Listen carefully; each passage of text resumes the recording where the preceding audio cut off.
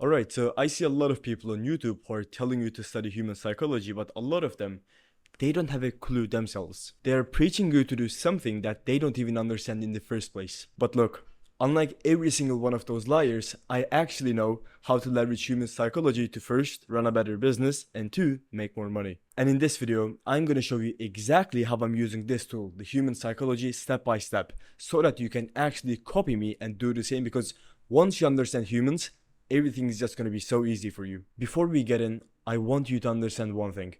Every single business on this planet has only one purpose: to serve humans. So why don't you study humans to first serve better and second to earn better? This is going to be an in-depth video, so I'm going to give you a ton of information so that you can actually fully understand what I'm teaching you. Look, I cannot teach you human psychology in just one video, but I'm going to show you exactly what I'm doing by giving you a lot of examples so that this can actually make sense. But look, this is no dopamine video, and I want you to actually understand something from this video. So please take some notes. I implore you to actually give your full attention. The human psychology is a difficult concept to grasp and to teach. So please, again, give me your full attention, because this can change your life. Okay, so I first want to make something super clear, and that is psychology is just a big field and people spend their entire lifetime studying this. So unless you're Sigmund Freud or William James, there is no way you can understand human psychology fully. But in this video, my goal is to show you how you can use this powerful tool to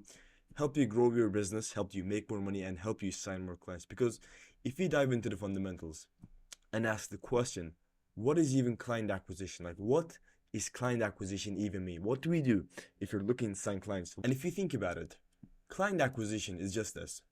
You have a human being, a person. You have a human being. And our goal here is to expose something to this person and make him become a client, basically. And that's our entire goal. So you give something to this person.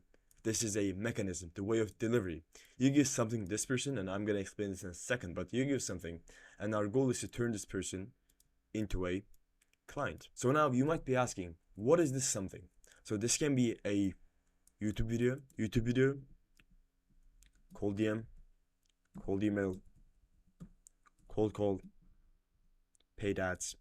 Like, there is something that this person is exposed to, and because of that reason, he is going to become a client, and that's our entire goal. So you need to understand one thing, and that is, although every single person, every single one of us is kind of unique, when it comes to client acquisition and in this equation, human is going to be the static variable. So human is not going to change, and we will take a look at every single person as if they are the same thing. So what I mean by that is this: in every single person, there are some things that never change, and that's what I'm going to show you in this video. But there are some things that never change, and our goal in this system, in this equation, is to leverage them and turn this person, this stranger, into a client way easier. So that's what I'm going to show you. Basically, we will put every single person under same category, but what we can change in this system is the way we turn the stranger into a client, our mechanism, our stimuli, basically. Because once this person is exposed to this information, this YouTube video, this cold call, cold email, cold call, paid ads, this person is going to become a client, basically. So we will change this, and we will change this according to this person, because again, this is never going to change, because in this system, once again, this person is static. It will not change. We need to create a stimuli according to that person, and again, that's what I'm going to show you in this video. So you need to understand this in the first place. So this person can make decisions in two ways. His decisions can either be conscious or they can be unconscious. And about 90 to 95% of your decisions are unconscious, whereas 5 to 10% of them are made consciously. But here's the thing: both when you're making conscious or unconscious decisions, there's something that we call heuristics, or you can call them biases. And these heuristics or biases enable us to make decisions without thinking about them. So let me give you an example. When you enter a dark room, and if the light is off, you turn on the light without thinking about it. This is a heuristic. Or in client acquisition, I will give you an example in a second, but people have tendencies. They are more likely to do certain things more than the others. And all of this is because of the heuristics. Heuristics, again, they will enable you to make decisions without thinking about it. And every single person, you, me, your mom, your dad, every single one of us has these heuristics. So in this system, when using psychology, Our goal is to leverage these heuristics, and people, us, we have a ton of heuristics, and I will show you all of them in a second, but I will just explain you some of them. And these probably are the most valuable ones, but you can study all of them because, again, psychology is a big field. You have to study it your entire life to fully understand it and to fully master it. But in business, if you want to use psychology and if you want to leverage human psychology to make more money, sign more clients, and become way more successful, you need to understand some fundamental principles. And this is what I'm going to show you in this video once again. So again, every single person has heuristics or biases, and these heuristics enable us to make decisions without thinking about them. So if you create a stimuli, a mechanism that leverages these heuristics, you will be successful because, again, people are all about their decisions. Before we take an action, we will make a decision. And that decision can either be conscious or it can be unconscious. But if you can understand how that decision is made, you will be so successful. Because, again, client acquisition is all about humans. And humans are all about their decisions. So if you can understand the way these decisions are made, you get the point. So again, we need to create this stimuli, this mechanism, so effective by leveraging these heuristics. And again, every single person has these heuristics. So if you just can understand some fundamental ones that you can actually use in your business, and if you can leverage them properly in your videos, in your DMs, in your cold emails, cold calls, paid ads, you will be successful. Because heuristics, using heuristics properly, are what makes a successful script. They are what makes a YouTube video successful. They're what makes a thumbnail clickable. They're what makes a cold email have a high response rate. Heuristics are everything because they are the basic, the fundamental of every single human being. There is a big reason why you click on one thumbnail but not the other one. There's a big reason why you pick one video over the other one. And there's a big reason why some cold calling scripts work better than the others. There's a big reason why some tonalities work better than the others when it comes to cold calling. So if you can understand the reason why that is the case, that's it. You win the game.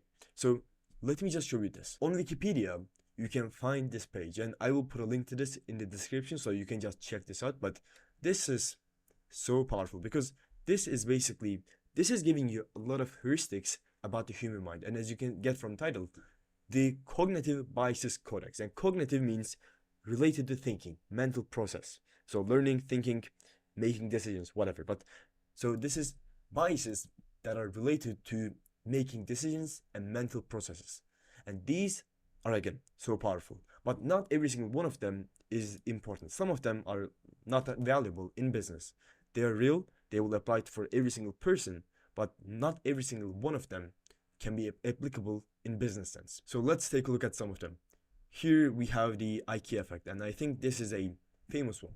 So IKEA effect basically says, if you make a person come to a conclusion themselves, that decision is going to be way more valuable to them. So the reason why this is called the IKEA effect is because on IKEA, once you purchase a product, the IKEA is going to make you build that product yourself. So if you make a person build a solution, understand the reason themselves or understand the conclusion themselves, that idea is going to be way more valuable to them. So let's take a look. The IKEA effect is a cognitive bias in which consumers place a disproportionately high value on the products they partially created. So again, if you make someone come to a conclusion themselves, that idea is going to be way more valuable to them. Like, as you can see, we have a ton of cognitive biases, and not many people know about these. So if you can leverage these, you will win the game. And this is how the game is won.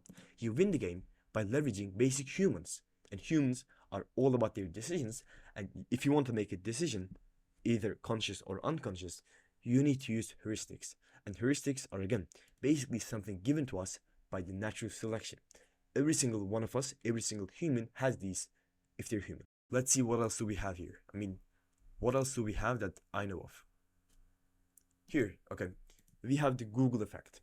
And this Google effect basically says that if there is an information that can be easily found online or offline, so if there's an information that is written down, people do not remember that. So back in the day, if you wanted to remember someone's phone number, all you can do is to remember it yourself. Like on your brain, you just write it in your brain and you just have to remember it yourself. But right now, in the current state, Once you get someone's phone number, you can just type it on your phone and save it, so you never have to remember it ever again.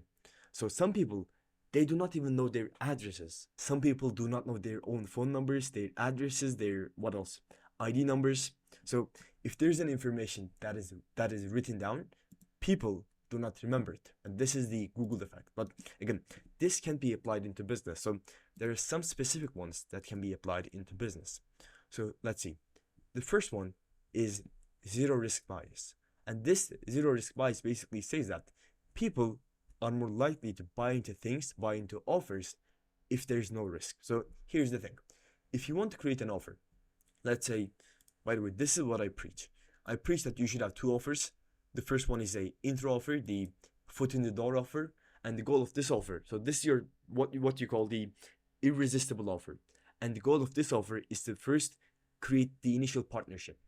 And then you can upsell these people onto your recurring service. This intro service has to be one time, and that service should easily be delivered. So let's say, for example, you do CRO, conversion rate optimization, and as your one-time service, you can sell a website. So this can be done one time. You charge a one-time setup fee, not a setup fee, but a one-time fee.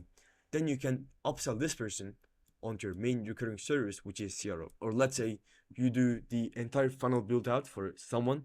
You help them with their offer, you help them with their running Facebook ads, you help them with getting them creating a custom sales process, and you help them with the operations. This is your full-time service, your recurring service. And in your intro offer, your main offer, you can just sell a part of it. For example, you can just create them a new offer, and if that new offer converts more than their old offer, now, and if they're happy, now you can upsell them onto your main service and charge high ticket prices in a recurring sense. So this is what I preach. And the zero risk bias tells us that people are more likely to buy into your offer if there's no risk on their end. Not no risk, but if you minimize the risk, if you eliminate it almost, that is going to be way more viable on their end. So let's say you want to create an intro offer. You want to make this intro offer as less risky as humanly possible. Even though if you make it less risky, the results are going to be less, people do not care about it.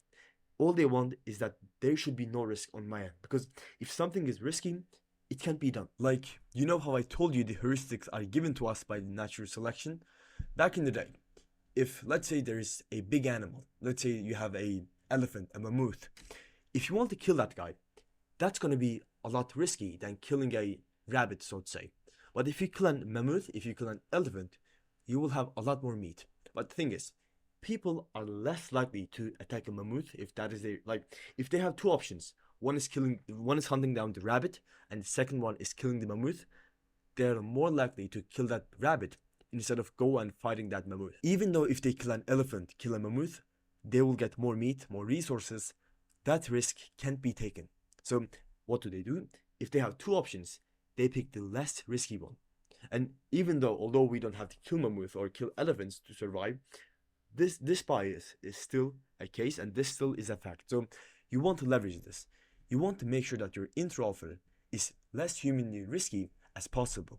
And this is probably the biggest reason why you have a lot of people who just don't want to work with you or buy into your recurring service. Because if someone buys into your recurring service, that's too much risk. You can see the recurring service as like getting married because it's recurring, it will keep going. And you can see the one-time service, the one-time offer as going on a date. One is less risky than the other. But if you tell them, let's get married, and if you don't like me, we can break up. That risk can be taken. So keep this in mind. People have a tendency to avoid risk. Keep this in mind. When you're creating an offer, when you're creating a service, you need to make it less risky as humanly possible. Even though the results are going to be less, even though you will get them less rewards, less results, less clients, they will still pick the less risky option any day of the week. So the second one is the familiarity bias. And this is a good one. This is basically the bias that is preaching you to do follow-ups. Because the familiarity bias tells us that if you see something again and again and again, you are more likely to buy that thing. And that is the exact reason why you see advertisements. If you see a company again and again, so for example, like think of Coca-Cola. You see their ads everywhere. And if you see one ad again and again and again, you are more likely to like that company and to buy from them. So that's our goal. So this is basically telling you that you should be doing follow-ups. Because if let's say there's someone, so there's two people, two agency owners. The first one is sending 5 follow-ups, and the second one is gonna, so this one is sending 5 follow-ups, but this one is sending fucking 50 follow-ups. Which one is more likely to be successful? You might think that if I send 50 follow-ups, that's going to be too annoying. But at the end of the day, although it can be annoying, it will make you money. And that's our entire goal in this system. It will make you money. Although it can be annoying, it will make you a ton of money. So keep that in mind. People have a tendency to like things if they see them again and again and again, and if they become familiar. So there's another bias that is called the Stockholm bias. Let's see if I can find that. But there's a Stockholm bias which says, if you see a person again and again and again, for example, people who got kidnapped, once they're saved, they have a tendency to go back to their kidnappers. And think how fucked that is. Like, the only reason why this is the case is because that captured person, he will only see his kidnapper for days, for probably years, for months.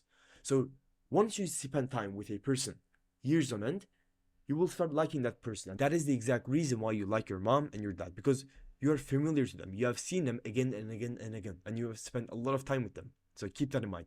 You need to be sending a ton of follow-ups if you want to be successful. And now you have one of my personal favorites, Ben Franklin effect. And Ben Franklin effect basically says that if so this Ben Franklin effect is the exact reason why we have an intro offer. This Ben Franklin effect basically says that, how can I explain this? If you do a favor for a person once, you are more likely to do another favor for that person one more time. So this Ben Franklin effect is the exact reason why you see the value ladder by Russell Brunson works so great. Because this ladder is basically saying that first you give them something, then you upsell them on another thing, and finally you upsell the upsell. And this system worked perfectly back in the day. It will work currently good, but you need to change it a little. And this is what I would suggest you to use. You first have one offer, an intro offer, and then you upsell them. So first, you ask for the initial commitment, a less risky commitment. And the reason why this is less risky is because of the first bias. So you first ask for the less risky commitment.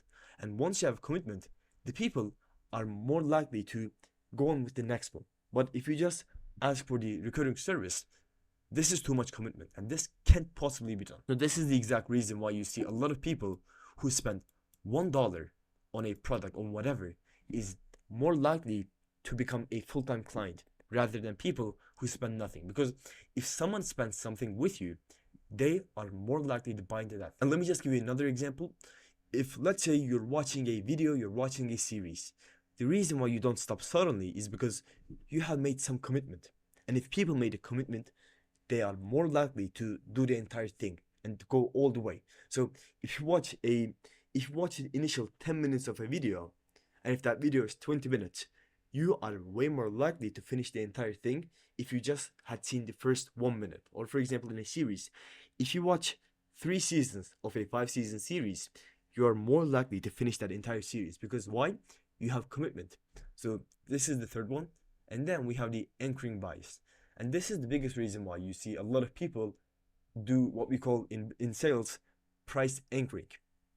Because if you give 2 things to people, 2 things that they can compare, let's say you have one apple, this is an apple, and this is the second apple.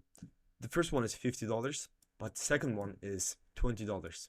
Although $20 is a lot for one apple, people are way more likely to buy into this because they have something that they can compare it to. And this is the exact reason why you see a lot of companies do 3 packagings. The first, you have the cheapest package, which is so cheap. Then you have the medium package, which is close to the expensive one. So this is $45. Then you have the full-time package, the full package. People are way more likely to buy into this full-time package if they have something that they can compare it to. So this anchoring bias is all about giving people a referral point. If they have something that they can compare something else to, they are more likely to change their view. So normally, again, $20 is way too expensive for an apple. But if you have the second apple, which is $50, now you can see this $20 as cheaper. This is the fourth one, the anchoring bias. And finally, we have the hyperbolic discounting, and this has nothing to do with giving a discount. So this hyperbolic discounting basically says that if you can give your clients a fast win, let's say you give them a tiny win within 48 hours of them joining into your program, they are way more likely to be happy with your service. And that's a fact. I think this is something that I have experienced also. If you can give your clients a fast win, because people have a tendency to like you and your services, if you can give them a fast win, even though that win is a tiny win, but if you can make them some money fast, they will like you, they will love you. So keep that in mind. They are more likely to like you and work loving you. They are more like people are way more people are more like people are more likely to like you. People are more like people are more likely to people are more likely to like you and work people are more likely people are people are more likely to like you and keep working with you if you can get them fast results, because again, they have a tendency to seek for fast results, fast win, rather than like you can give them a tiny win right now and they will be way more happier than if you got them a big win later down the line. They like getting fast wins, so keep that in mind. This is also a good one also, but my personal favorite is again the Ben Franklin effect. You upsell them, you keep upselling them, and this system is just so powerful. But biases and studying biases is this is a full-time job. This what you see here. Studying all of this and remembering them is a full-time job, but some of them can be so powerful for you once you're creating a stimuli for people to take an action. If you're creating videos, keep that in mind. If you're doing cold calls, keep that in mind. If you're doing cold outreach, keep that in mind. If you're creating anything which has the goal of making people take an action, you need to keep biases in mind, because again, biases is the main way that people make a decision. Everything that we do goes through biases, and everything that we do, every decision that we make can be breaking down into some simple, some factual, some biases that are given to us by natural selection. So look, for example, we have the Occam's razor, and this basically says that the simple explanation is way more likely to be true than the complicated one. And there is something that's called the Hanlon's razor, which says, let me just find it. But the Hanlon's razor basically says that do not attribute to malice, which can easily be explained with stupidity. Let's say someone did something bad to you. Don't think that they have bad intentions. Think that they're just stupid. So let's say someone cut you off in road. You're driving your car and someone cut you off. Reason why they did this isn't because they have bad intentions, but the reason why they did it is because they're fucking idiot, basically. So keep that in mind. Biases is something that is so valuable that you can study. Like if you can understand biases, you will understand the human mind, but that's gonna take too much time. But whatever. Thanks for watching till the end. Have a blessed day. And if you want a funnel to be successful, because having this information is one thing, but building a funnel, building a business, and building an empire from this information is totally another. So if you want more information to how to build a funnel to use this system, you can check out the video on the screen right now. Thanks for watching till the end. Have a blessed day and cheers.